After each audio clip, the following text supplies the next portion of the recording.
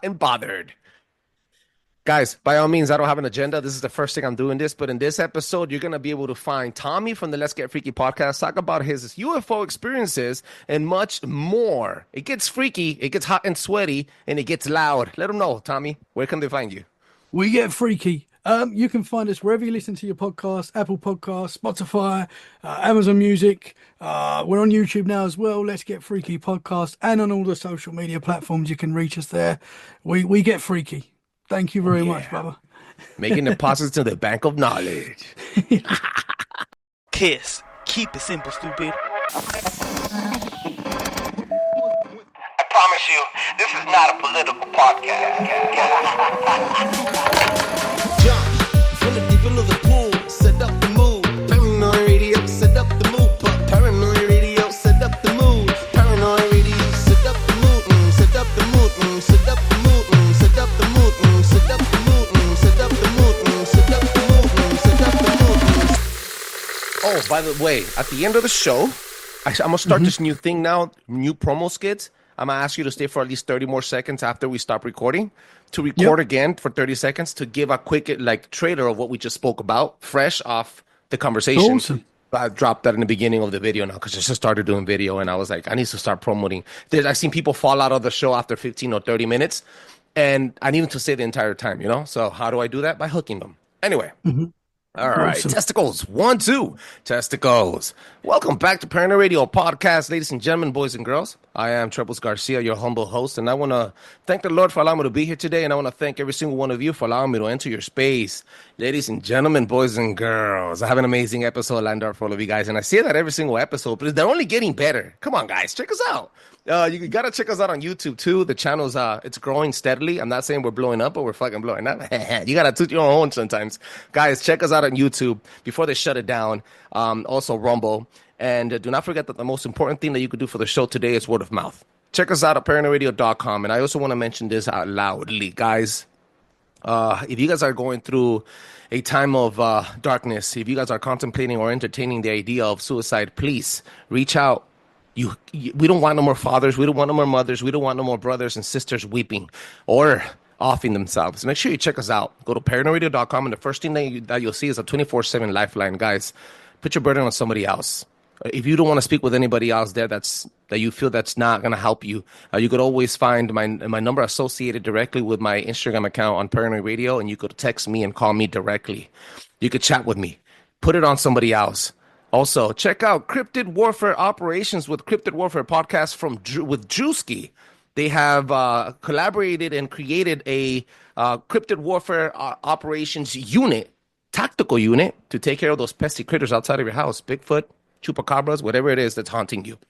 Also, make sure that you use and utilize the tools that Ali Christine is giving you to live and make kids healthy again. Live parasitic free. Make sure you check out Ali Christine on Instagram. If you can't find her, the link is going to be in the description of the show. And also, you can find them at paranoidradio.com. The website is a hub, guys. Check us out. Drop a 5-star review on Apple Podcasts and on Spotify. That allows other people to enjoy the show as much as I enjoy making it. Now, let's jump from the deep end of the pool and set the fucking mood. Please give a warm welcome to my next special guest. He's a legend in the making. He's putting in work. He's doing his rounds. Tommy from the Let's Get Freaky podcast. How's it going, bro? Wow, how are you, my brother? Thank you very much, man. I've got to say, I love your energy, brother. It is awesome. You got me pumped. You got me pumped, man. I'm ready to go. You got me goosebumps. You should see me at 6 a.m., bro, when I'm running on freaking 4 cups of coffee. I need you, man. I need you more in my life, man. Freaking love it. Thank you, bro. That's the nicest thing anybody said the last freaking 40 days, man. It's been heavy. It's been heavy, dude. You're a top dude, brother. That's for sure. Thank you, bro. Yo, I want to know, where can people find you, bro? So I am wherever you get your podcasts, all the major podcast platforms, Apple Podcasts, Spotify, Amazon Music. We're on YouTube now as well. Let's Get Freaky podcast, and on all the socials as well: Instagram, YouTube, TikTok, X. There's so many I forget. Facebook. Yeah, we're everywhere. Let's Get Freaky. You see my little ginger cartoon face. I freaking love it. You can't miss it. You know, there's a saying out there that gingers are actually fallen angel DNA. That you have encrypted code in your originally. It's possible. Yeah, it makes a lot of sense. Bro. It makes a lot of sense. No wonder it would explain a lot. It would explain a lot. That's for sure.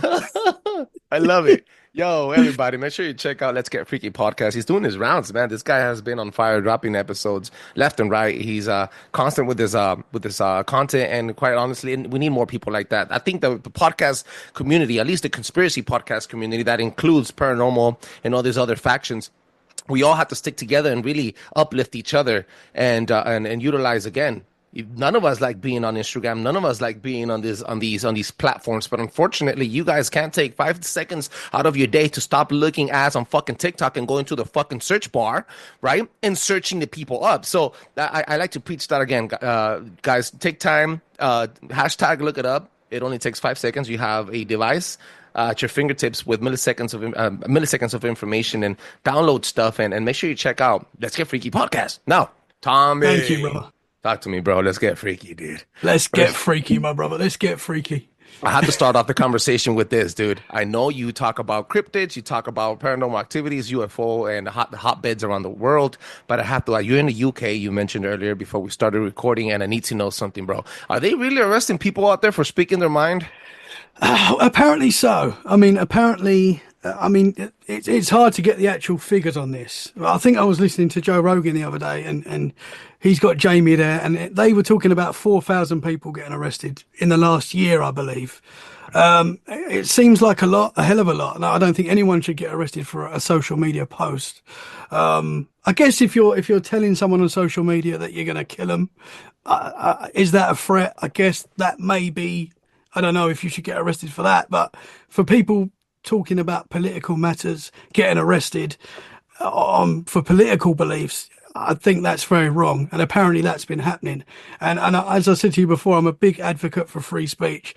I really believe that is the most important thing. Some people are going to say stupid things, obviously, but it's important that everyone can say what they want to say. And then that's the way, man. If you start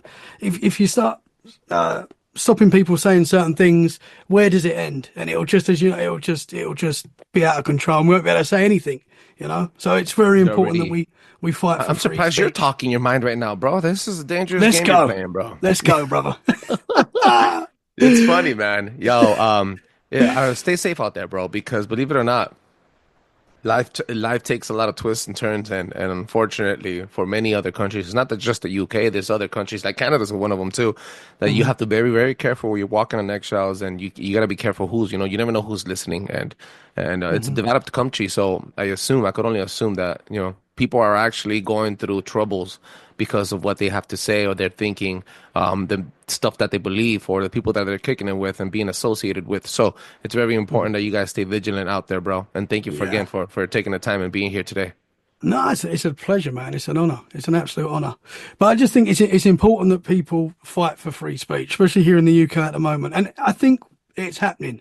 I think the UK has been a little bit behind the US politically in recent years, and I think we're catching up to that.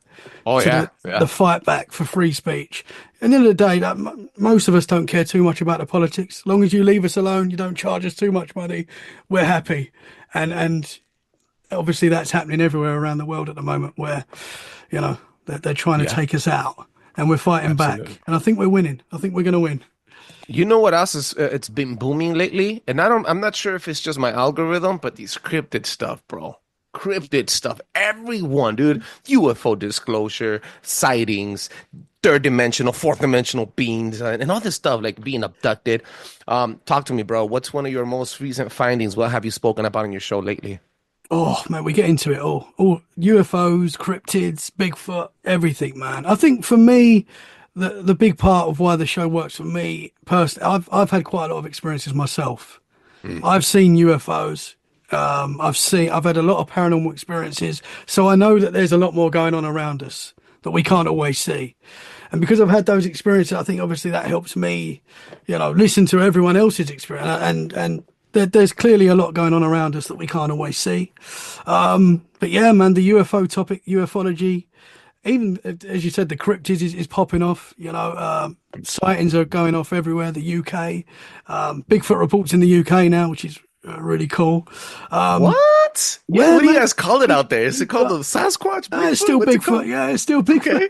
but Bigfoot's everywhere. Every country there's reports of these things, and obviously not every report is people telling the truth. I get that. I get there's a lot of I don't want to call anyone a liar, but there obviously there are people that may be seeing something else and call it a Bigfoot or stuff like that. But yeah, there's reports, man. There's reports here in the UK. I had Daniel Lee Barnett on the show recently. A really cool dude. He's 15 years old. He'd be a good guest for you as well, man. He's based here in the UK in Somerset. And when he was 13 years of age, he got into the Bigfoot topic. And really clever dude, 13 years of age, and he's probably smarter than me. He began, I think he watched Finding Bigfoot, one of those shows, and got into it. And he was like, okay, I'm going to go out in the UK and use the techniques that those guys use to try and attract deers. That was his thing. I'm going to track deers. And I thought that was really clever. Like, he's not going straight for the Bigfoot, he's going to look for deers. So he was using the technique that the guys were using to track Bigfoot, and he found like a group of deers, and he was like, "Oh, this is amazing." And now we get a lot of big cat sightings in the UK. My mother-in-law actually saw a black panther in Essex, which is right next to London, about 20 years ago. So they're out there as well, black cats and panthers and all sorts of things like that. So he was going to use these techniques to find big cats because there are a lot of reports. And he actually come across a footprint in his forest. And very clever young man. He took the samples, sent it off to different labs, and he got the results back from one of the labs in Portugal, I believe. And they said that he had found old ape DNA. What? And no human, apparently no humans have that.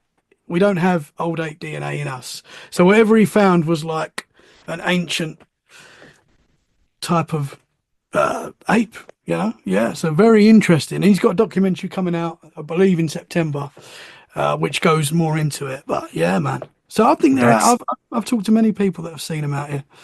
It's crazy because the UK is definitely a hotbed for not only crop circles and other cryptids, but UFO sightings, man. You said you've experienced some UFO sightings yourself, huh? Yeah, for sure. When I was 14 years of age, me and my brother and a few friends were playing soccer in the street, and it was a lovely, beautiful summer's day. There wasn't a cloud in the sky, blue sky.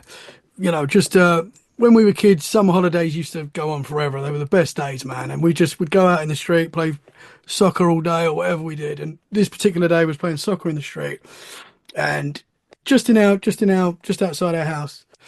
And I don't know if it was me or if one of the other guys were like, "What is that in the sky?" And we've all stopped. And we're looking up at this thing, and honestly, it's like nothing I had seen before at that time. I had no idea what we was looking at.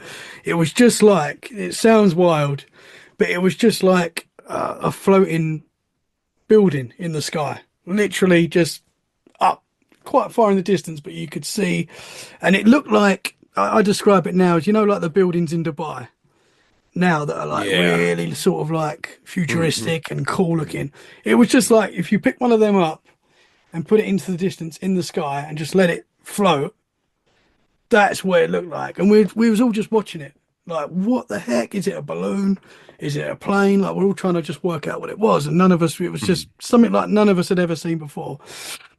And it was like an orangey, silvery colour. And it wasn't moving at all. It wasn't spinning or, as far as I can remember, it wasn't moving at all.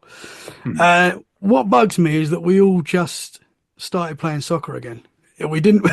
I know, and we didn't really talk about it, which is quite strange.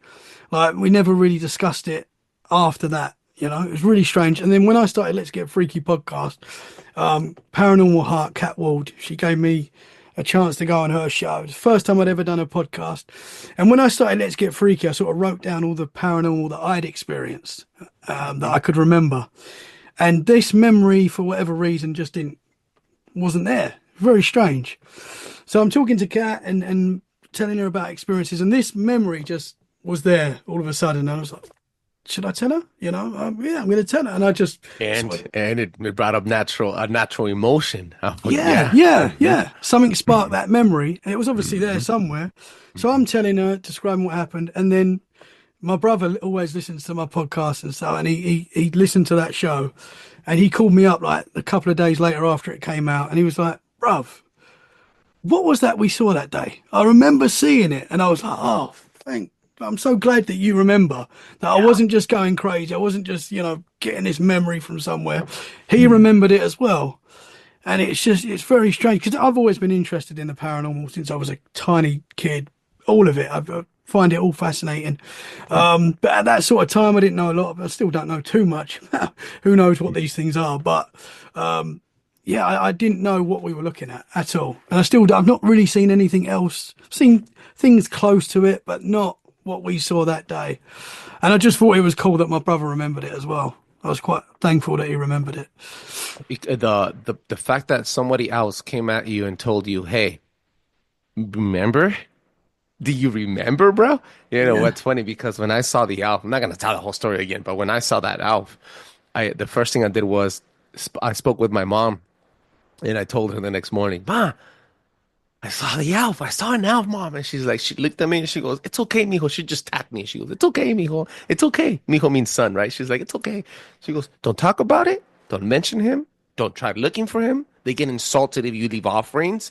Don't do anything. If you let you see him, you let it be." So I did some research, and in UK they call them brownies. And I was like, "What the heck, bro?" So, but she told me this. I used to see him too in Mexico.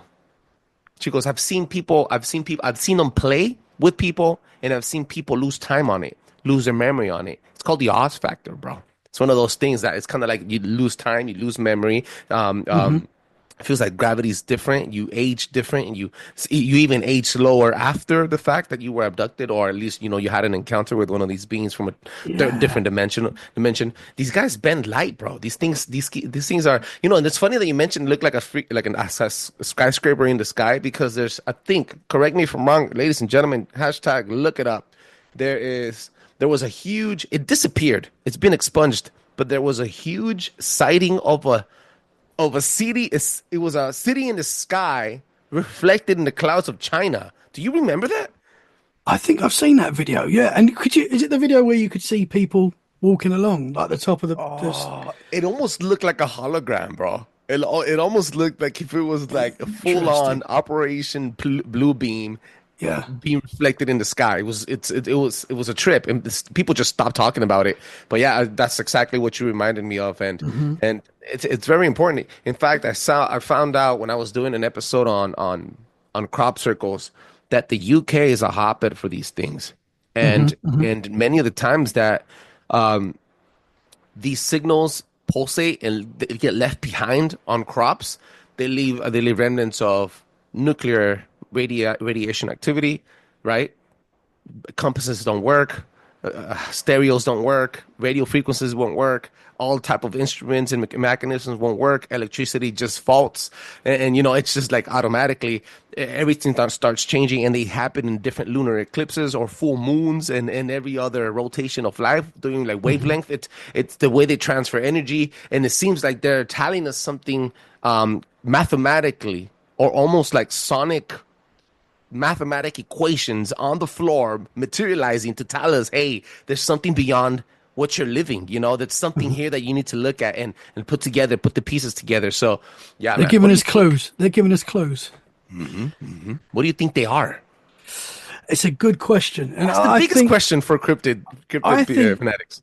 Because I think because I talk to a lot, like yourself, we talk to a lot of different people that have these experiences of abduction, seeing things, and I've even seen different kinds of what I would say UFOs. And I'll go into that a little bit more, but I think because there's a lot of different factors. Is it technology that our governments have? Are these things interdimensional? Are they coming from another solar system? There's all these different theories. I think there's a little bit of truth to all of them. And I think that's why we can't actually put our finger on it, because there is different versions of UFOs and UAPs.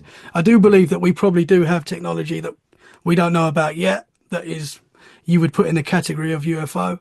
And I do believe that there are interdimensional beings, and I do believe that I believe all the factors are there, I think there's truth to all of these things. And that's why we can't really pinpoint, I believe, an actual answer, because there's many answers. Like with the cryptids, I think there's many different versions. And that's why we can't always connect the dots. Yeah. I think you're right. I think where science, religion, and spirituality and conspiracy theories meet that point, that's where the truth is, bro. That's where the truth Hmm. lays. It's very important, Hmm. bro. Hmm. I've Hmm. I have this saying too. I think the ultimate. I like to say this when I've gone. I'm more preachy about not too preachy. I like injecting a little Jesus Christ in everything that I do, Hmm. and just a little bit, right? Because I walk towards the Bible looking for conspiracy theories, not necessarily trying to look for spirituality, spiritual guidance. Give me a moment here. I'm getting interrupted by a beautiful soul. No problem, brother. No problem at all. Go ahead and pick it right back up with another one of your UFO topics, bro. Another experience of Yeah. yours. So this happened. I was around 27, I believe, when this happened, that sort of age. And I was in Essex. This is when I was living in Essex, and me and my wife and my daughter lived in a flat in Essex, and we was on the top floor of a four-story block of flats. And I remember one day, and again, this was a beautiful summer's day, very clear sky, beautiful day. And this was a cool experience because my mother-in-law was with me at the time and we both saw this. And we were just sort of looking out the window talking. I can't remember what we was talking about, but there was a little forested area opposite the flats. And out of the forest came these three objects. And they weren't very big. They were only like there was three of them, but they were like the size of, I would say, like a basketball. They weren't super big. Might have been a little bit bigger, but they weren't that big. And they were like a silvery color, Whoa. and they were constantly changing shape. So they were never like the same shape. They were, like the film Flubber, like the green flubber. Little, Yes. it's kind of like that, but like a silvery metallic look. And there was three of them, and they were sort of like going around circling, but they seemed to be connected to each other, but they weren't actually touching. So they were like moving in unison around, but they weren't actually touching each other. They weren't actually connected that we could see. And they were sort of going around and around, and they were moving up and up and up. But as they're moving, they're constantly changing shape, and they weren't the same shape either. They were like constantly changing and moving up and spinning around. And we got a good look at this, whatever this was. Like we were looking at this for like 5 minutes, and it's just going up and up and up. And me and my mother-in-law, like, it's again, are they balloons? Like what? Trying just going through all the what it could be, but we could not work out what it was. It was very strange. And they were just sort of floating up, and they were going, just continuing to go up. And they got to a certain point, quite high. And then this is where we were like, okay, that wasn't anything natural, because they just went flash, flash, flash, three of them.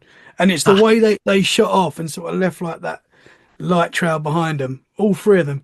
It was like, okay, that's that's not a Something balloon. out of a Star Wars film. Mate, yeah, it was wild. And I really have never seen anything else like that. Like that on any video or anything. I've never seen anything else like it. And me and my mother, I was so happy she was there as well. What really bugs me about that one is that I had my iPhone in my pocket at the time, and the cameras, the videos weren't that great then. And it wasn't that long ago, but the videos weren't. It was like 10 years ago. The videos weren't that great, but I still could have recorded it. But I didn't even think about it. We were just sort of in that moment, like, what is that? Didn't take our eyes off it. And again, it was, I don't know what it was. I put it in the UFO category, but who knows what it was. But when we're at family parties now, and my mother-in-law, she's into like paranormal stuff, but not too much into the UFO stuff. But we're talking about this like every party, every family gathering, and I got all the other family members looking at me like, really? Like honestly, like we saw that, and I'm just so, because if my mother-in-law wasn't there as well, people were like, oh, okay, yeah, you do that Yeah. paranormal show, don't you? Yeah, yeah. Yeah. But You get freaky, don't you? yeah, you're that freaky dude. Yeah, yeah. You get that look. Okay. It's You okay, believe? bro. We're all paranoid on this end. It's the same shit. It's funny now that Satan's a freaking smart guy, man. That guy. I'm not trying to give him props, but Satan, get behind me, Satan. I'm gonna tell you something, and that does not towards you. Right when I was gonna speak about Jesus, my daughter interrupts me, and then all these things start happening, glitches and stuff. People calling me. I'm not gonna let it interrupt the show. I am gonna amplify your message and let you know something about you said. and I was gonna get into this right now. I honestly think that where all of these categories meet, that's where the truth lays. And the ultimate conspiracy theory is I'm saying this right now, and I think it's simulation, not simulation theory. Because even having an almighty creator allow you to live at free will, even that's considered a simulation. You're simulating your life, right? You're downloading, you're loading, you're creating, you're manifesting, and you are a pulsating piece of electricity walking around the earth. You are magnetic, you are electrifying. So thoughts are pulsating frequencies, and even colors are frequencies, right? So everything is electric. So I'm thinking, okay, simulation, where do these things come from? How do they manifest? I read a book, one of my first books that I read when I was a teenager. It was Secret Societies by Miss Brown. Her first name is, I always forget her first, Sylvia Brown. I'm terrible with names. Oh, well done, man. Well done. I'm terrible with names. So she came out and she said that they were able to manifest the Bigfoot in the middle of a field during the mist at dawn with other people that have kinetic powers, not powers, but they're gifted, I want to say, right? People that are reading a tarot reading, whatever, that can tell the future, blah, blah, blah, all that stuff, right? But also people that are telepathically attuned. And telepathically attuned is important. The word telepathic is important because if you have, and I'm saying this because I've experienced this, my ex and I'm not saying that I love my ex more than I love my current wife, but my ex and I were so connected on an emotional frequency that when she would look at me and make a gesture, I would understand exactly what she just told me in phrases, not just like an emotion. She would tell me, don't drink anymore. She would tell me, put that drink down. She was able to talk to me in phrases, and I would get it, and I'll look at her and like nudge, and she would just start laughing. She goes, "You heard me?" And yeah, I just fucking heard you. And then like I could hear her voice telling in my ear. So telepathically attuned, bro. That's how connected we were. I'm not saying it was love, but she was probably my twin flame. I don't know. Shit happens in life. But that is how Sylvia Brown in her book describes going onto the mists and then humming and then just telepathically and being there with the mist. The electricity carries better on liquid, right? So it's just through the air, and then they're trying to imagine and visualize with intent, most importantly, a Bigfoot in front of them, and he manifests right in front of them. And they saw it, all of them. And they saw it manifest in front of him. In front of the group of 8 people. Which is what people do in ufology as well. They manifest these lights and they get the orbs coming down, and maybe there's something to that intent. And then I think that they just found this, it's a weapon now, if you want to think about it. I think it's in Europe. The scientists are doing research on a specific machine that when they turn it on, 99% of the time that they turn it on, they're able to put out this frequency outside of our hearing spectrum that makes a UFO appear. And with their thoughts, they could make it move around, get closer, throw lights, and then leave. 99% of the time that they turn on this machine. Hashtag look it up, guys. I can't give you the name. Yes, I know. I knew the name of that the other day, and it's gone from my mind as well. Right. I know what you're talking about, man. And I mean, if that is the case, what is going on there? That's wild. Yeah, Man, I mean, the more I talk about, because cryptid sightings are a big thing on Let's Get Freaky. I talk to a lot of people that see a lot of weird things, and as you know, in this field, like in the cryptid world, you've got the divide between the flesh and blood and the supernatural. And I think like we said before, I think it's a mixture of the both, and that's why you can't pinpoint these things. Maybe not every Bigfoot is the same. Maybe they are actually different creatures, but they look very similar, and they get put in the Bigfoot category, but they might not be the same thing. There might be different versions or whatever. And I'm leaning more towards at the moment, but my opinion does change every day, I've got to be honest. But I'm leaning more towards at the moment that there is sort of a supernatural element to these cryptids, or to a lot of these cryptids. I'm not saying that there isn't flesh and blood creatures out there, but it does seem that these things are on another level, realm, whatever it is, I hear you, bro. Yo, I hate doing this to my special guests, but today was just one of those days, and family is family, and duty's call, bro. But I do want to give you the opportunity to not only tell people where they can find you, but also what's next. Who else are you going to have on the show, and what can they expect? Oh, I don't know, man. We got a lot of cool. I like it. I like it. We got a lot of cool guests coming, like yourself. So very excited for that. At the moment, we're doing 2 episodes a week. Could be 3 coming soon. I'm thinking about doing 3. I'm also thinking of possibly getting out there and maybe making some documentaries as well. That's something that I've started to think about recently. But the podcast is my love. I love meeting people like you and talking to people and learning more and trying to work out what's going on in this crazy world. But yeah, man, just Let's Get Freaky podcast. That's the I love doing it. Like yourself, it becomes a part of your life, and you meet the best people, and it's a great community to be involved in, and I love it, man. I love it. Thank you, man. Make sure that everybody, if you're listening to the show, you made it this far, make sure you check out the Let's Get Freaky podcast on all podcast platforms. Watch them on YouTube. Give them a shout if you have any questions, or if you guys have any testimonies, hit him up. Email it to him. Send him a 100%. DM and let him know what you think and saw and share those videos. You know, guys, there's never been a moment where people are more thirsty for this type of adventure and in newscasting and storytelling than now. And if you want anybody to resonate with, to share your information with, this is the time to do it.